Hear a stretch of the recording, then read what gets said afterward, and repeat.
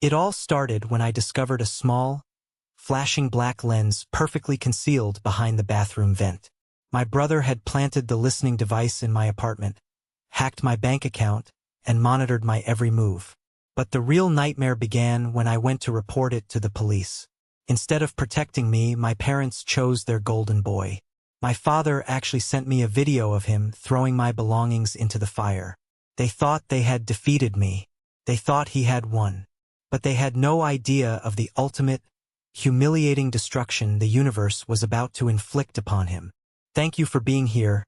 Please grab a warm cup of water, sit down, and listen to me tell the whole story.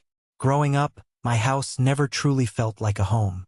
It felt much more like a corporate boardroom where affection was entirely conditional, measured strictly by your latest achievements, your grades, and eventually your salary. My name is of no real consequence now, mostly because I have spent the last several years completely reinventing who I am from the ground up. But to understand how my entire life was systematically burned to the ground by the very people who were supposed to protect me, you need to understand the toxic, deeply ingrained dynamic of my family. I am a man in my early 20s. I am a visual arts major who has always preferred a quiet, simple life. I spend my days sketching charcoal landscapes, building a design portfolio, and keeping my head down. I like minding my own business. I have never asked my parents for a handout. My older brother, David, was the exact polar opposite. David was the golden child, the impossible standard by which every single one of my perceived failures was brutally measured. He is a computer engineer in his late 20s, and to call him driven would be the understatement of the century. He is the kind of guy who wakes up at 5 in the morning every single day, goes for a punishing 10-mile run in the freezing rain, drinks a protein shake that smells like wet dirt, and then spends the rest of his waking hours reminding everyone around him exactly how productive and superior he is. He is intensely type A. He is a brutal, unforgiving perfectionist who pushes himself to the absolute brink and fully expects everyone else in his orbit to do the exact same thing. In the traditional, financial sense, he was wildly successful. He had a massive 6-figure salary. He had just landed a massive promotion at a prestigious tech firm, and my parents treated him like a living, breathing deity. To my deeply conservative, appearance-obsessed parents, David was the ultimate return on their investment. Every Thanksgiving, every Christmas dinner, every Sunday afternoon phone call was dominated by the topic of David. They constantly bragged about him to their friends at the country club and their congregation at church. They boasted loudly about how the massive college fund they had poured into his education had shaped him into a titan of industry. They looked at him and saw their own legacy secured. Me? I was the black sheep, the disappointment. My parents tolerated my art, but they never, ever respected it. To them, art was a mildly amusing hobby you do on a Sunday afternoon, not a way for a grown man to make a living and secure a future. And David made sure to remind me of that glaring difference every single chance he got. He had an overblown ego and a god complex that could fill a football stadium. He was the kind of deeply arrogant guy who watched the movie Fight Club and entirely missed the point, genuinely thinking Tyler Durden was a genius role model rather than a cautionary tale. Our relationship was built entirely on a foundation of simmering, passive-aggressive hostilities. He deeply resented the fact that I didn't want to be exactly like him. I didn't ask for his unsolicited advice on the stock market. I didn't care about his expensive new tech gadgets, and I flat out refused to let him dictate the terms of my life. Whenever we had a family dinner, the routine was always the same. He would corner me in the kitchen or the living room. He would grab my private sketchbook off the counter without asking, flip through my deeply personal drawings with a condescending, tight-lipped smirk, and tell me I was wasting my potential. He literally had the step-by-step, multi-year plan drawn up in his head for me. He wanted me to drop my art major immediately, switch to an engineering degree, and let him completely mold me into a miniature, obedient version of himself. When he brought it up, my jaw would clench so hard my teeth ached. I would tell him firmly to back off and mind his own business. He would just laugh. It was that arrogant, sharp, dismissive laugh of his, and he would call me soft. It usually ended with me going extremely low contact with him for weeks at a time, until my mother would inevitably guilt-trip me into answering his calls again to keep the peace. Keep the peace. That was my family's absolute favorite phrase. It basically meant I had to swallow my pride, ignore my boundaries, and let David walk all over me so he could feel superior and my parents could pretend we were a perfect, happy family. If I ever pushed back too hard, my father would casually threaten to write me out of whatever meager inheritance was left after David took his lion's share. I genuinely thought he was just an overbearing, narcissistic jerk. I thought he was just an arrogant older brother who desperately needed to feel important and in control. I had absolutely no idea that beneath that polished, successful, wealthy exterior was a deeply disturbed, controlling monster who viewed me not as an independent human being, but as a piece of property he needed to manage. The warning signs were all there, flashing bright red, but I ignored them. I assumed my quiet life in my small, off-campus apartment in California was entirely my own. I paid my own rent with a grueling part-time job and a few academic scholarships. I bought my own cheap groceries. I had my own laptop, my own small circle of friends, my own private world. I was completely, blissfully oblivious to the terrifying fact that the walls of my privacy had already been completely torn down. David wasn't just criticizing my life from afar anymore. He was walking around inside it. He was wearing muddy boots in my mind, examining every single piece of my private existence. And the truly terrifying part is, his twisted brain genuinely believed he had the absolute right to do it. The nightmare didn't start with a massive explosion or a dramatic confrontation. It started with a simple phone call on a random, rainy Tuesday afternoon.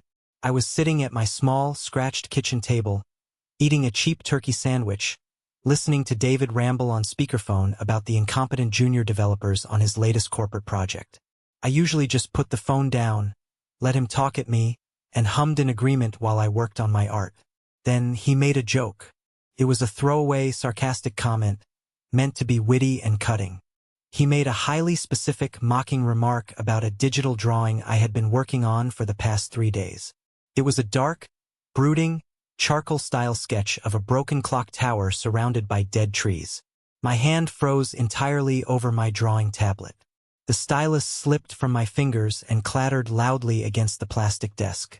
I felt a cold, sharp chill wash directly down the back of my neck, raising the hairs on my arms. I had never posted that drawing anywhere. I hadn't uploaded it to any public forum. I hadn't saved it to any shared cloud service. I hadn't emailed it to a professor. I hadn't even shown it to my closest friends. It existed purely and solely on the local hard drive of my physical laptop, which was sitting exactly 3 feet away from me. "What did you just say?" I asked, my voice suddenly sounding tight, thin, and entirely unrecognizable to my own ears. He casually brushed the question off, seamlessly transitioning back to complaining about the lease on his new luxury car. But my heart was suddenly pounding violently against my ribs, a heavy, frantic rhythm.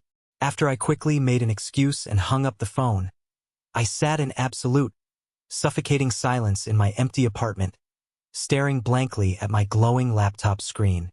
My mind raced at 1,000,000 miles an hour, desperately trying to find a logical, rational explanation. Maybe he saw it over my shoulder the last time he visited my apartment a month ago? No, that was impossible. I literally started drawing the clock tower 3 days ago. Then another memory hit me like a physical punch straight to the gut. A week prior, David had made a weird, offhanded, mocking comment about a guy I knew from one of my art history classes. In his mocking comment, David used a very specific, unique phrasing. It was the exact word-for-word phrase I had used to describe that guy in a private, direct message to my best friend on Discord. A completely private, encrypted, secure chat that no one else in the world had access to. I felt a sudden, violent wave of nausea hit the back of my throat. My hands physically shook as I pulled my laptop closer. I know very little about the deep technical side of computers. I am an artist, not a software engineer. But I knew how to use Google, and I knew when I was being hunted. I immediately downloaded the strongest version of Malwarebytes I could find, running a deep, full system scan. I sat there sweating profusely, my knee bouncing nervously against the desk, watching the green progress bar crawl agonizingly across the screen. After 45 minutes, the result popped up. Came up completely clean. 0 threats found. No viruses. No Trojans. I exhaled a long, shaky breath. Maybe I was just losing my mind. Maybe the stress of midterms and working late shifts was causing me to hallucinate connections that weren't there. But the heavy, sinking gut feeling wouldn't leave me alone. My instincts were screaming at me to keep digging. I logged into my primary Gmail account, clicked on the security settings, and navigated to the recent login activity page. My stomach dropped completely into my shoes. The blood rushed from my head, leaving me dizzy. There it was, staring back at me in black and white text.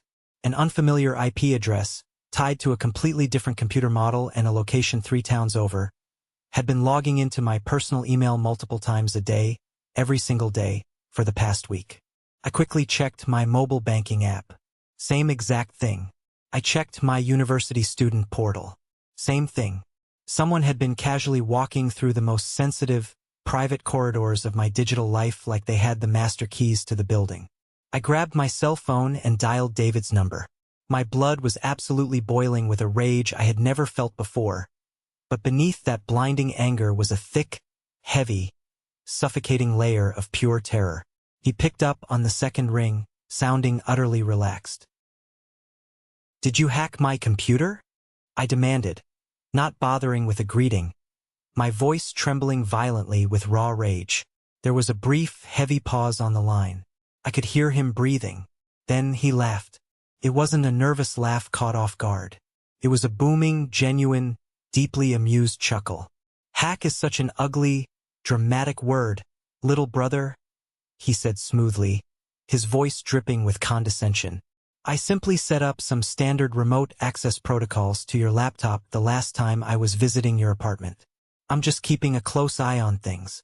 I squeezed my eyes shut, feeling the room spin. "You what? You secretly installed remote access to my personal computer? Are you completely insane? Calm down and stop being so emotional." He sighed loudly, sounding genuinely annoyed that I wasn't appreciating his brilliant intervention. "You're disorganized. You're wasting your potential on these stupid drawings. I told you repeatedly, I have a plan for you. I need to closely monitor your progress to make sure you aren't throwing your life away. Honestly, people today have absolutely no reasonable expectation of privacy anyway. You should be on your knees thanking me for caring enough to intervene. I noticed you haven't been checking your class schedule regularly, so I went ahead and made sure to set up some calendar reminders for you." I gripped the edge of my desk so hard my knuckles turned stark white. I couldn't pull enough air into my lungs. "You're reading my private messages. You're actively looking at my bank account.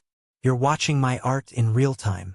I have access to absolutely everything," he stated firmly, laying it out as a simple, undeniable, objective fact of life. "Every single file, every private chat, every password you type. It is entirely for your own good.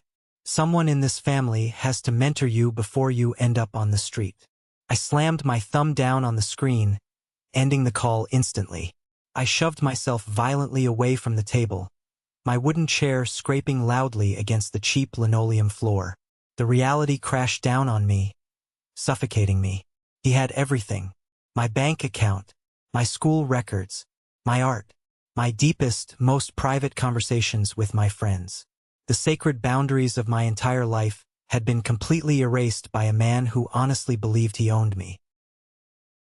I didn't pack a bag. I just threw my contaminated laptop into my backpack, grabbed my car keys, and sprinted out the door. I didn't feel safe breathing the air in my own home. I ran down the street, my chest heaving, until I reached the massive university library. I scanned my ID, rushed past the front desk, and found the darkest, most isolated corner down in the basement archives, surrounded by tall shelves of dusty reference books.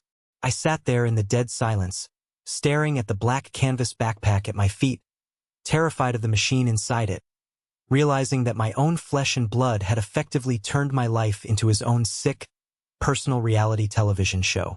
I sat completely frozen in that dim library basement for 6 agonizing hours. I didn't dare unzip my backpack. I didn't touch my laptop. I just sat there in the hard wooden chair, my mind spiraling violently through 100 different worst-case scenarios. Using a public, monitored library computer terminal, I frantically changed the passwords to my bank, my email, and my university student portal. But even as I typed the new characters, I knew deep down it was nothing more than a flimsy band-aid on a gaping bullet wound. If he had deeply embedded remote access software running in the background, he could easily capture the new keystrokes the absolute second I reconnected my machine to the internet. Eventually, the library announced it was closing. I had to leave. I needed to go back to my apartment. I needed clean clothes for my shift tomorrow. I needed my physical textbooks, and I needed to sleep. But the mere thought of turning the key and walking through that front door made my skin crawl with physical revulsion. He had been monitoring my computer seamlessly. But what else had he done? What else was he capable of? He had been inside my apartment, entirely alone, for over 3 hours last month while I was stuck working a grueling double shift at the coffee shop. I walked back to my apartment building just as the streetlights began to flicker on. The narrow hallway outside my door smelled like cheap lemon bleach and old, damp carpet, a smell I usually found mildly comforting. Tonight it felt like walking into a cage. I slid the key into the lock, turning it as quietly as possible, and stepped inside. The apartment was pitch black and dead silent. I didn't reach for the light switch. I let my eyes adjust to the darkness leaking in from the street lamps outside. I started my search in the living room. My hands were shaking so badly I knocked over a stack of magazines. I checked behind the cheap television. I stood on a chair and inspected the plastic casing of the smoke detector. I pulled every book off the bookshelves, checking the hollow spaces behind them. Nothing. I moved into my small bedroom, aggressively tearing the sheets and blankets off my mattress, shining my phone flashlight under the bed, looking behind the cheap canvas artwork I had pinned to the drywall. Absolutely nothing. I started to feel foolish, rubbing my exhausted eyes. I was letting my rampant paranoia get the best of me. He was an arrogant corporate hacker, I told myself, not an international spy. Then, feeling defeated, I walked into the bathroom. It was a tiny, cramped, windowless space. I stood directly in front of the scratched mirror, turning on the harsh overhead vanity light, splashing freezing cold water onto my pale face, desperately telling myself to get a grip on reality. As I blindly reached to my right for a hand towel, my eyes naturally drifted upward toward the small, square exhaust vent set high on the wall, directly over the shower and the toilet. It was dusty, a standard, cheap plastic grate covered in lint. But there was something fundamentally wrong with the bottom left corner. One of the plastic slats looked slightly bent, pushed aside just a fraction of an inch to create a wider gap. I closed the toilet lid, stepped up onto the porcelain seat, balancing myself carefully, and grabbed my phone. I turned the flashlight app to its brightest setting. Holding my breath, I shined the harsh, blinding white beam directly through the dusty, bent plastic slats of the vent.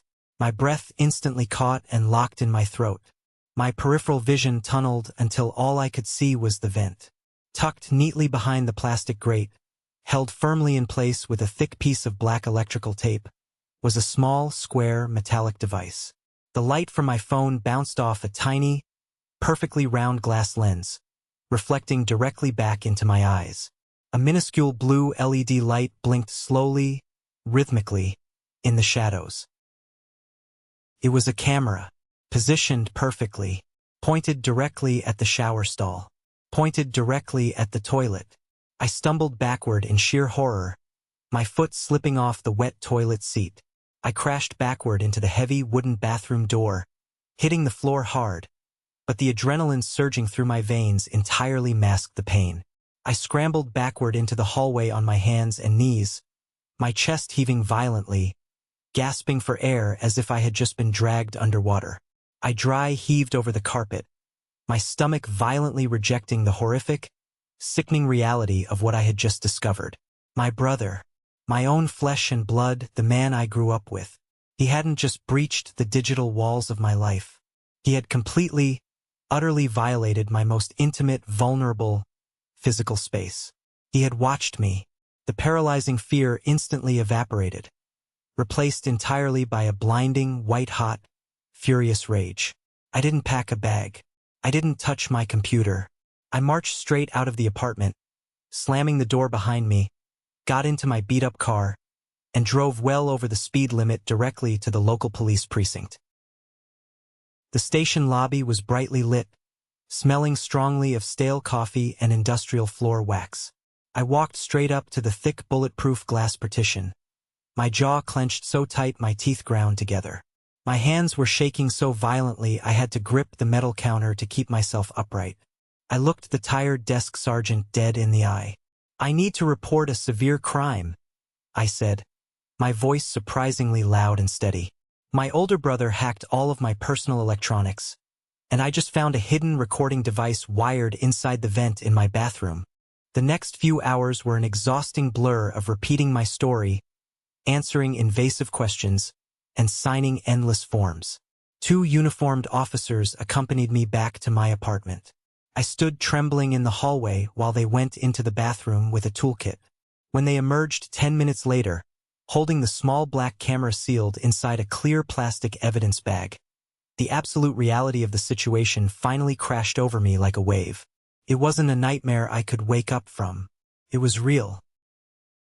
I didn't sleep a single second that night. I sat in a brightly lit, 24-hour diner down the street, nursing a cup of bitter black coffee until the sun finally came up. The very next morning, the police escorted me to the county courthouse. I sat down with a legal advocate who helped me rush file the massive stack of paperwork. Because of the physical evidence, the judge didn't hesitate. By noon, I was holding a signed temporary restraining order, a strict injunction. David was legally barred from contacting me, coming within 500 feet of me, or attempting to access any of my digital property. The police informed me they had opened an active, serious investigation into the cyberstalking and the hidden camera, which carried potential federal weight. I walked out of the heavy glass doors of the courthouse feeling a strange, hollow mix of total exhaustion and undeniable triumph. I had finally stood up for myself. I had drawn a hard, legal line in the sand. I assumed the justice system would work quickly. I assumed my parents, once they heard the undeniable truth and saw the official police reports, would be horrified and rally behind me. I assumed this was the end of the nightmare. I was so incredibly, stupidly naive. I didn't realize the actual war hadn't even started yet. The fragile illusion of safety I had built for myself shattered exactly 4 hours after David was legally served with the restraining order at his corporate office. I was sitting on the worn fabric couch in my friend's living room. I absolutely refused to go back to my apartment, when my cell phone buzzed aggressively against the coffee table. The screen lit up with an unknown number. I let it ring out to voicemail. 2 minutes later, another unknown number popped up, then another. I unlocked my phone, my thumb hovering over the screen, and listened to the first voicemail message. It was David. His voice wasn't smooth, confident, or arrogant anymore. It was chaotic, frantic, and dripping with pure, unadulterated venom. "You think a stupid little piece of paper stops me?" He hissed into the phone, his breathing heavy. "You think you can embarrass me in front of my colleagues like this? You are absolutely nothing without me. You're a pathetic, starving artist playing the victim card. I am going to ruin your miserable life. I am going to dismantle every single thing you have." He chose to immediately, blatantly, and aggressively violate a strict court order within hours of receiving it.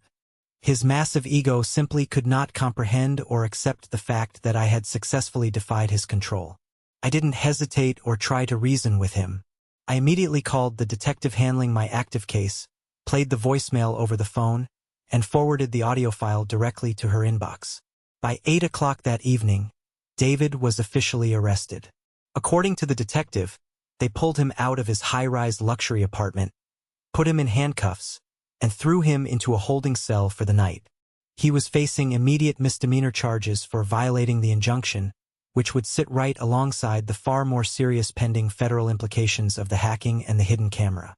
Sitting on that couch, I felt a brief, powerful surge of relief wash over my exhausted body. He was literally behind bars. He couldn't hurt me tonight. The system was actually protecting me. Then, exactly 10 minutes later, my phone rang again. This time, the caller ID wasn't blocked. The screen clearly displayed Mom. I answered the phone instantly, my heart aching with a desperate, childlike need. I needed my mom right now. I needed my parents to tell me they loved me, that they were horrified by the monstrous things their eldest son had done, that they were driving down to get me and make sure I was safe. Mom! I whispered, my voice cracking under the emotional weight of the last 48 hours. You disgusting, ungrateful little liar, she screamed into the receiver.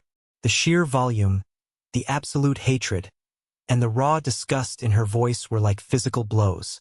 I violently flinched, pulling the phone away from my ear.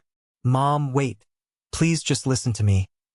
I will not listen to another word from you, she shrieked, her voice echoing in my quiet room. Do you have any idea what you've just done? The police came to David's office. They dragged him out in handcuffs in front of his boss. You are actively ruining his career. You are trying to destroy his entire life simply because you're a failure and you're jealous of him. Jealous? I yelled back, the dam finally breaking as hot tears spilled over my cheeks. He put a hidden camera in my bathroom vent. Mom, the police found it. They took it in an evidence bag. He hacked my bank account. He was trying to help you. You idiot. My father's deep, booming voice suddenly erupted over the speakerphone. He had been listening on the other line the entire time. You are completely out of control. You're failing at life, you have no future, and your brother generously stepped up to guide you. And exactly how do you repay him? By running to the cops and making up psychotic, dramatic lies about cameras to ruin his reputation. It's not a lie. I have the police report. The police have the physical camera. I screamed, my throat burning raw, begging them to hear the truth. I do not care, my father roared back. The absolute, unshakable conviction in his voice stopped my heart dead in my chest. I don't care if there was a camera. I don't care what he did. He is your brother. You do not ever call the cops on your own family. You have shamed us. You have ruined this family's name. You are not welcome in our home ever again. As far as we are concerned, you are no longer our son. Click. The line went dead. I sat completely paralyzed on my friend's couch, the phone slipping from my numb fingers and tumbling onto the floor. They didn't care. They literally openly admitted they did not care that my brother had committed a severe, perverted, violating crime against me.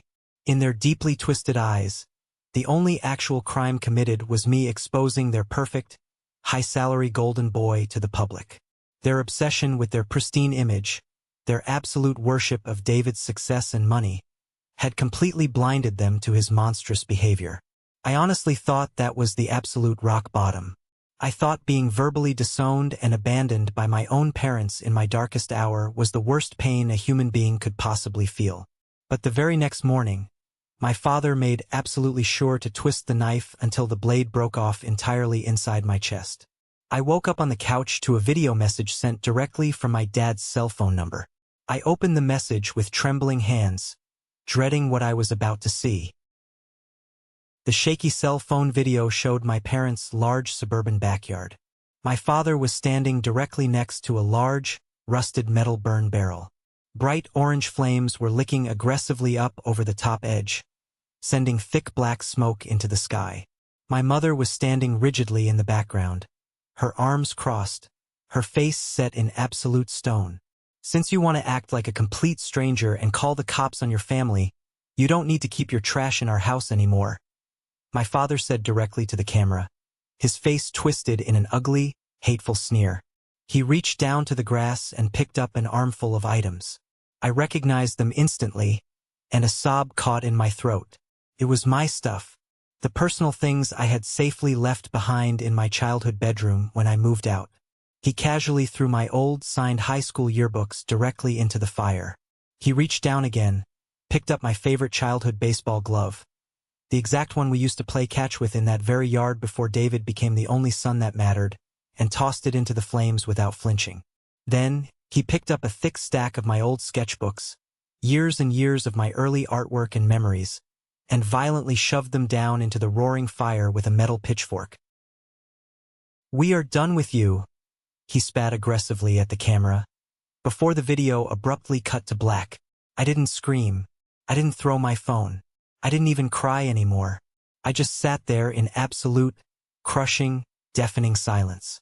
The people who gave me life, the people who were biologically wired to protect me, had just watched my abuser torture me, and then actively decided to join in on the fun.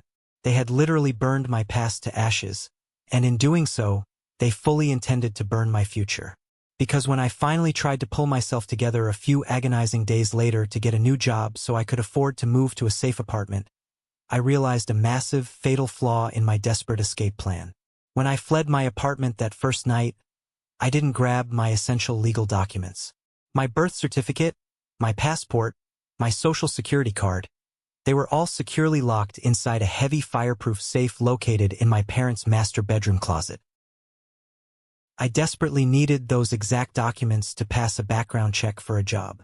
I needed them to completely close and change my compromised bank accounts.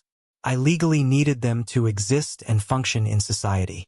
I sent a text message to my father, swallowing every last ounce of pride and dignity I had left, practically begging him to simply put my legal documents in an envelope and mail them to me. His response came back 10 minutes later. It was a single, chilling line of text.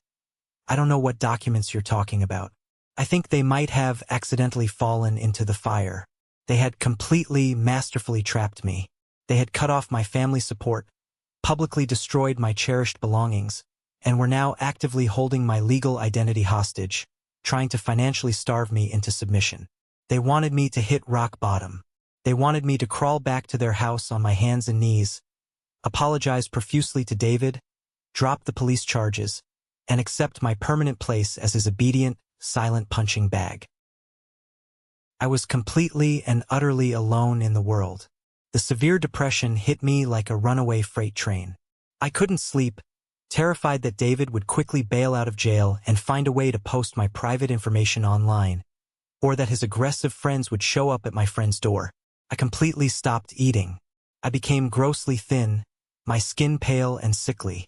I was forced to officially drop out of my university classes, losing my scholarships, because I couldn't focus on absolutely anything other than the suffocating, crushing weight of my own deliberately ruined life. I was a young man, completely isolated, systematically stripped of my legal identity, and hiding in fear, while the very people who conspired to destroy me slept completely soundly in their expensive beds.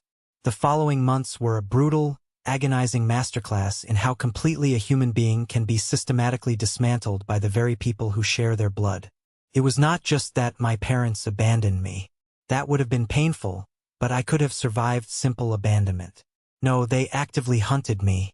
They launched a highly coordinated, ruthless smear campaign designed specifically to protect their perfect golden boy from the social consequences of his own perverted crimes. Because I did not have my physical birth certificate or my social security card, I was completely paralyzed in the real world. I was sleeping on a lumpy, uncomfortable futon in my friend's cramped living room, jumping out of my skin at every single shadow, and constantly staring at a cell phone that only ever delivered bad news. My parents didn't just burn my cherished childhood belongings in that metal barrel. They methodically burned my reputation to the ground. They personally reached out to every single extended family member, every old family friend, and every prominent member of their large church congregation. They spun a completely fabricated, wildly dramatic story to cover David's tracks. They told everyone that I had suffered a severe, violent mental breakdown. They claimed I was deeply unstable, completely delusional, and that I had completely fabricated the entire story about the hidden camera to extort money from David. They told people I was insanely jealous of his massive salary and the prestige of his recent corporate promotion. And the absolute worst part of it all? People actually believed them. David was the highly successful tech engineer. He wore the expensive tailored suits, he drove the luxury car, and he had that confident, winning smile that older people absolutely loved. I was the broke, struggling visual arts student living in a cheap off-campus apartment with paint on my jeans.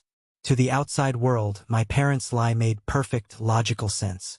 Why would a wealthy, successful professional risk his entire lucrative career to spy on his younger brother? It didn't make sense to them, so they immediately chose the easier narrative. They chose to believe the black sheep had finally gone completely crazy. The harassment started slowly, but it escalated with terrifying, aggressive speed. I started getting phone calls from unlisted numbers at all hours of the night. At first, it was just heavy, intimidating breathing on the other end of the line. Then, the actual voices started. People I had known since I was a little kid, people who used to come over for Sunday barbecues and holiday parties, were calling me to call me a liar, a sociopath, and a complete disgrace to my family name. One of my aunts called and told me I was going to burn in hell for trying to ruin David's life. I had to physically block dozens of numbers every single day, but they just kept finding new ways to reach me. They wanted to punish me. The daily stress was physically eating me alive. I couldn't hold down any solid food. My stomach was in a constant, tight knot. I lost 15 pounds in 3 weeks. My clothes hung off my frame like cheap rags. My eyes had deep, dark purple circles under them from lack of sleep. I looked exactly like the sick, unstable, crazy person my parents were telling everyone I was. But the absolute, crushing blow came directly from the justice system. I had placed all my faith in the police. I had the physical camera evidence. I had the threatening voicemails saved on my phone. I honestly thought it was a completely open and shut case. But I was incredibly naive about how the world actually works when a wealthy person hires a ruthless, expensive lawyer. David's defense lawyer was an absolute shark. He completely tore my case apart in the preliminary hearings with terrifying efficiency. He smoothly argued to the judge that the remote access software on my computer was installed with my explicit verbal consent months ago for routine, maintenance purposes. As for the camera carefully hidden in the bathroom vent, his lawyer brought in a highly paid technical expert who confidently claimed that because the camera was a cheap, generic brand bought with cash, there was absolutely zero definitive digital footprint proving David was the one who physically placed it there. They aggressively argued that because I lived in a cheap off-campus apartment building with a landlord, maintenance workers, and previous tenants who all had keys, literally anyone could have put it there. They created reasonable doubt out of thin air. The local prosecutor handling my case was completely overwhelmed with violent felony crimes and simply didn't have the time, the manpower, or the budget to fight a protracted, expensive legal battle over a misdemeanor invasion of privacy charge. They quietly offered David a plea deal. He didn't serve a single day in a jail cell. He received a minor fine that equated to maybe a week of his massive salary, and he was placed on standard, unsupervised probation. The tech firm he worked for did initially fire him when the embarrassing arrest happened, but his lawyer actively pulled strings behind the scenes. Within a single month, David was quietly hired by a smaller, highly lucrative private tech company owned by a close personal friend of my father. He actually ended up making more money than he did before the arrest. I was sitting on that lumpy futon, staring blankly at the stained carpet, when my legal advocate called to tell me about the plea deal. I felt completely hollowed out. There was no grand justice. There was no public vindication. The bad guy won. He completely, cleanly got away with it. To make matters infinitely worse, I saw the photographic proof of his victory the very next week. A mutual friend from my hometown, who hadn't blocked me on social media yet, posted a large public photo album. It was a picture of my parents, David, and his new girlfriend. They were standing on the sun-drenched, pristine wood deck of a massive luxury cruise ship in Hawaii. They were all wearing bright floral leis, holding tropical drinks and coconuts, and smiling radiantly into the camera. They were celebrating his new job. They were celebrating their absolute victory over me. I looked at that picture of my family smiling in the warm Hawaiian sun, and then I looked down at my own shaking, painfully thin, pale hands. I was completely trapped. I had exactly $30 left in my checking account. I couldn't get a new job without my social security number. I couldn't enroll in a different school. I was a literal ghost in my own life. I hit absolute rock bottom. I spent days staring at the ceiling, genuinely wishing I would just stop waking up. The depression was a heavy, suffocating lead blanket that I couldn't push off my chest. They had successfully destroyed me, and they didn't even have to break a sweat to do it. I stayed completely buried in that dark, miserable pit for nearly a month. I barely left my friend's living room. I stopped showering regularly. I stopped sketching completely. Every single time I looked at a charcoal pencil, it made me physically sick to my stomach, instantly reminding me of David's mocking, condescending voice. I was actively letting them win. I was slowly fading away into absolutely nothing, exactly like they wanted me to. But then, something finally shifted inside my brain. It wasn't a sudden, cinematic burst of magical inspiration. It was a slow, quiet realization born out of pure, unadulterated, stubborn anger. I woke up one morning, dragged myself into the bathroom, and looked at my hollow, dark-circled eyes in the mirror. I saw a victim staring back at me, and suddenly, I felt a tiny, hot spark of pure rage ignite deep in my chest. Why was I the one hiding? Why was I the one starving on a borrowed couch while the man who violated my privacy and hacked my life was drinking expensive cocktails on a luxury cruise ship? That anger was the absolute best thing that could have happened to me. It gave me immediate, burning fuel. I realized that sitting around waiting for the universe to hand me justice was a completely useless, pathetic strategy. If I wanted my life back, I had to physically take it back from them with my own two hands. I couldn't rely on the police, I couldn't rely on my family, and I couldn't rely on the broken legal system. I only had myself. My very first, absolutely critical mission was reclaiming my legal identity. Without my government documents, I was nothing. I spent hours at the public library, aggressively researching the exact, painfully specific bureaucratic steps required to replace a social security card and a birth certificate when you have zero secondary identification. It was an absolute, terrifying nightmare of government red tape.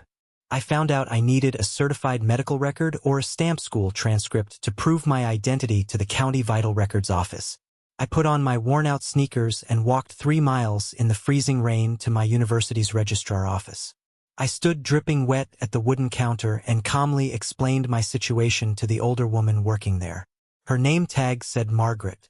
She had kind, tired eyes and reminded me of the mother I used to have before everything went dark. I didn't give her the dramatic, bloody details of the camera and the hacking. I just told her my family had maliciously destroyed my documents and I was desperately trying to start over. For the first time in months, someone actually looked at me with genuine human empathy. Margaret didn't ask invasive questions. She didn't judge my wet clothes or my thin frame.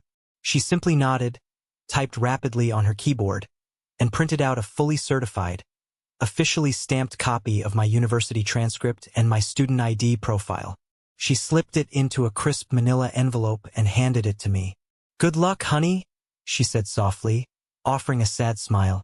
"Don't let them keep you down." That small, simple act of kindness completely broke me. I cried in the empty hallway of the administration building, but they were hot tears of profound relief. I finally had a piece of ammunition. Armed with that certified transcript, I took a 2-hour, bumpy bus ride to the County Vital Records office the very next morning. I waited in a hard plastic chair in a crowded room for 4 agonizing hours. When my number was finally called, I presented my case to the clerk. It took 3 different supervisors, a lot of explaining and verifying my student records, but by the absolute end of the day, I walked out of those heavy glass doors holding a newly printed, officially certified copy of my birth certificate. 2 weeks later, utilizing the new birth certificate and my certified school records, my brand new social security card arrived in the mail at my friend's apartment. Holding those small, fragile pieces of paper in my hands felt exactly like holding a winning lottery ticket. They weren't just government documents. They were the physical keys to my absolute freedom. They represented the undeniable fact that I was officially a recognized human being again. I didn't need my parents.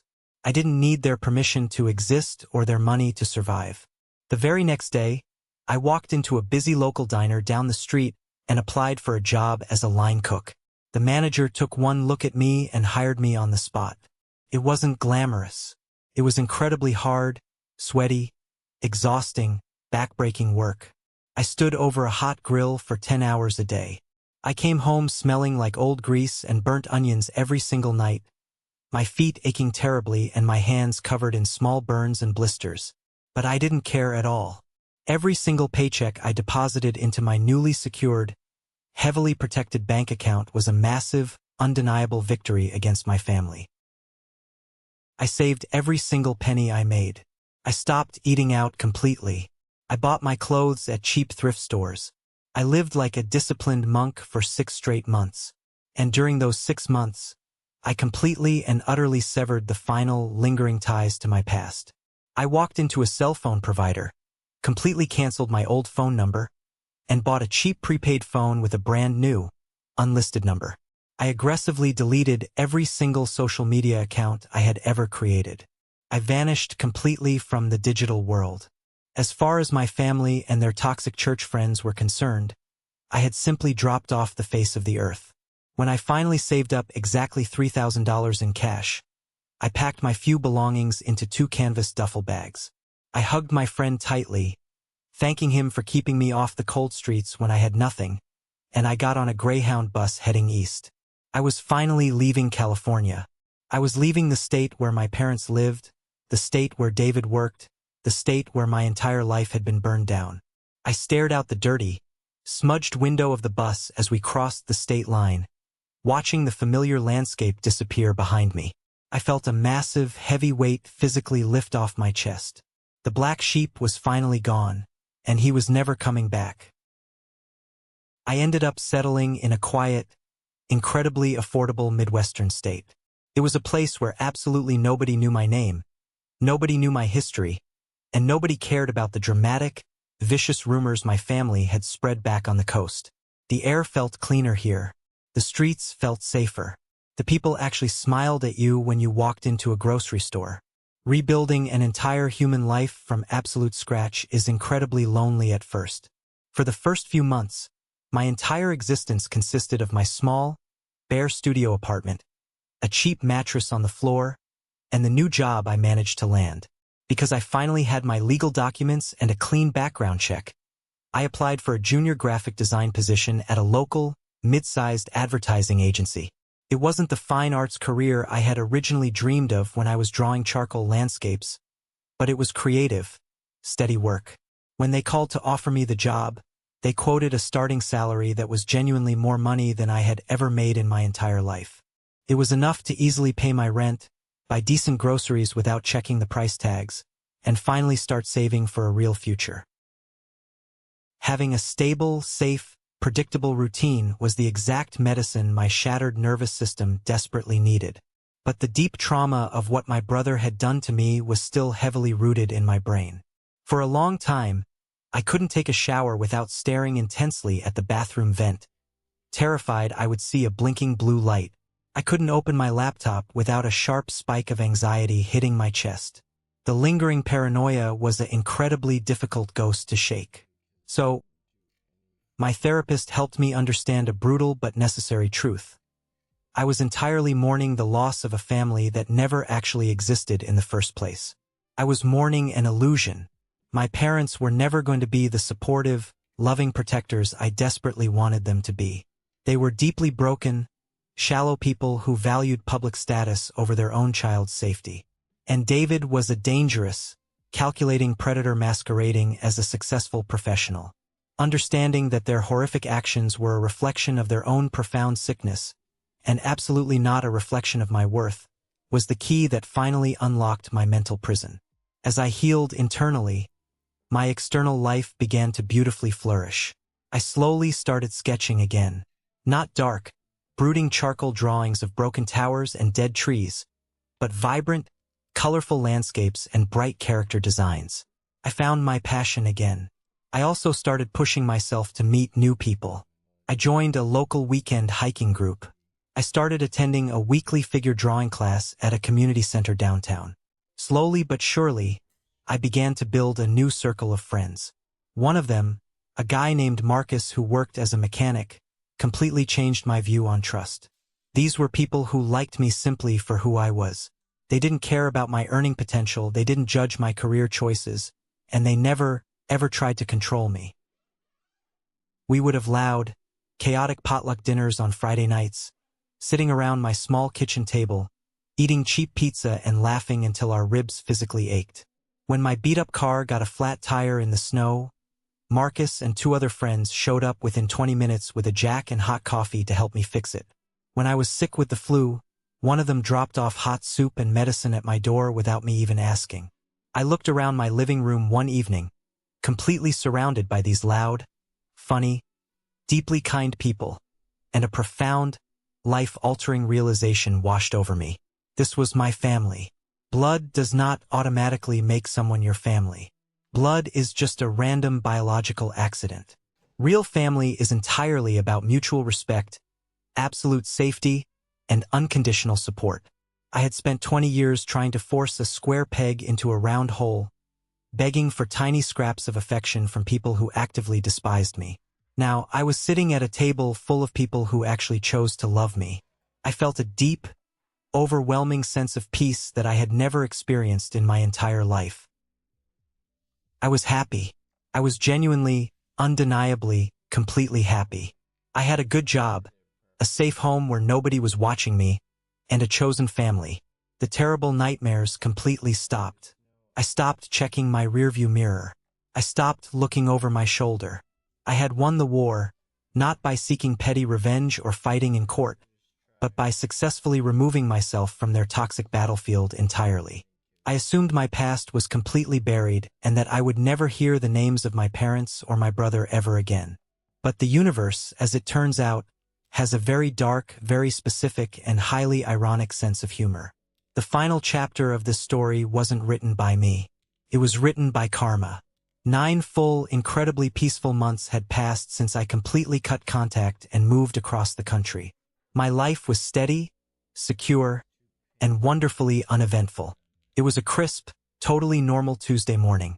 I was sitting at my desk at the design agency, drinking a hot cup of coffee and reviewing a new marketing campaign on my monitor, when my cell phone buzzed.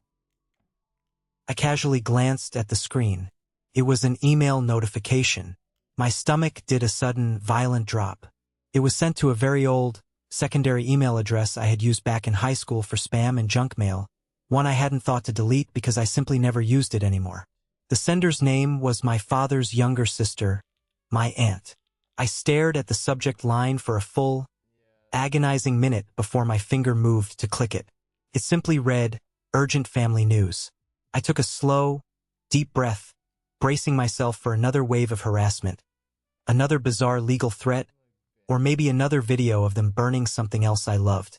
I clicked open the email and read the short block of text. "I know you don't want to talk to anyone, but you need to know this. 3 weeks ago, David collapsed suddenly at his office. They rushed him to the hospital. He has been diagnosed with late-stage pancreatic cancer.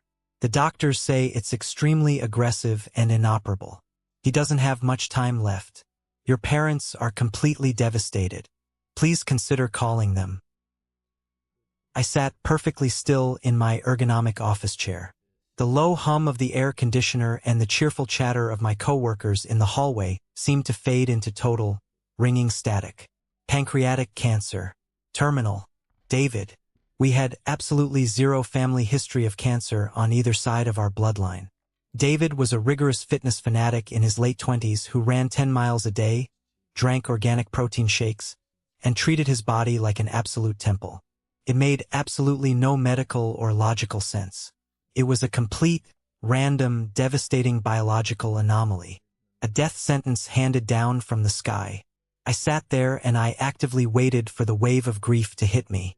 I waited to feel the expected, culturally mandated sadness that you are supposed to feel when you find out your own older brother is dying. I waited for the heavy guilt to wash over me for not being there. But nothing came. The emotional well was completely, utterly dry. I felt absolutely nothing but a cold, quiet indifference. I didn't reply to my aunt's email. I didn't pick up the phone to call my parents to offer my condolences. I just deleted the email, permanently erased the message from my trash folder, and went exactly back to reviewing my marketing campaign. My workday continued exactly as it had an hour before. 2 months later, In late April, another brief email slipped through the cracks to that same old address. It was from the same aunt. It was only 2 sentences long. David passed away last night in hospice care. The funeral will be on Saturday. He was dead. The man who had hacked my life, who had placed a camera in my bathroom to watch me shower, who had successfully convinced my parents to burn my belongings and hold my identity hostage, was permanently gone from this earth. Whatever highly coordinated campaign of harassment his buddies and my parents' church friends had been keeping up online immediately stopped. The moment they found out he was terminally ill, they entirely lost interest in trying to destroy me. They had to face the brutal, horrifying reality of watching their perfect golden boy wither away and die in agonizing pain. I obviously did not attend the funeral. I didn't send expensive flowers. I didn't send a sympathy card. I spent that exact Saturday hiking a beautiful mountain trail with Marcus and my new friends, breathing in the crisp air and laughing until the sun went down. A few weeks after the funeral, I received a thick, certified letter forwarded from my old address. It was from a corporate lawyer representing my parents. They were officially reaching out. With David gone, I was suddenly their only living child.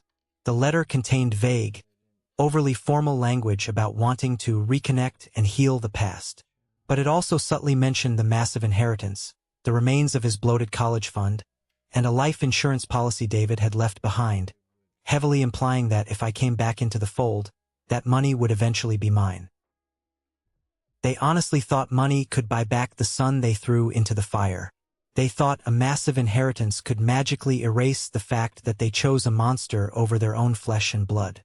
I took the lawyer's letter, walked directly into my kitchen, and dropped it straight into my trash can. I didn't even bother to shred it. I am not going to sit here and tell you that I am a perfect, saintly person. I am not going to lie to you and say that his cancer magically fixed all of my problems or that I am suddenly enlightened and full of forgiveness. But I will tell you the absolute, honest truth.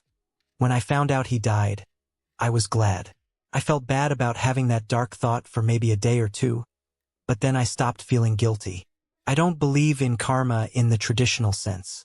I don't believe that good things only happen to good people, because the world is far too random and cruel for that.